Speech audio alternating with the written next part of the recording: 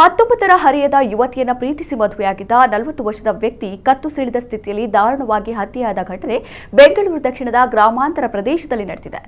ಮಾಗಡಿ ತಾಲೂಕಿನ ಚೆಲುವ ಮೃತ ದುರ್ದೈವಿ. ತಾನು ಪ್ರೀತಿಸಿ ಮದುವೆಯಾದ ಯುವತಿಯ ಅಪ್ಪ ಇವರಿಬ್ಬರ ಮದುವೆಯನ್ನ ಸಹಿಸದೆ ಈ ಕೃತ್ಯ ಎಸಗಿದ್ದಾನೆ. 3 ದಿನಗಳ ಹಿಂದೆ ತನ್ನ ಪತ್ನಿಯನ್ನ ಮನೆಯಲ್ಲಿ ಕೂಡಿ ಹಾಕಿದ್ದಾರೆ ಎಂದು ಚೆಲುವ ಫೇಸ್ಬುಕ್ನಲ್ಲಿ ವಿಡಿಯೋ ಮಾಡಿ ಹಾಕಿದ್ದ.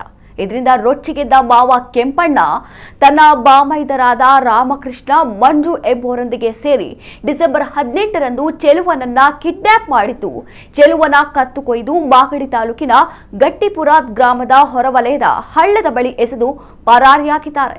ತನಿಖೆ ನಡೆಸಿದ ಪೊಲೀಸರು ಆರೋಪಿಗಳನ್ನ ಬಂಧಿಸಿದ್ದಾರೆ.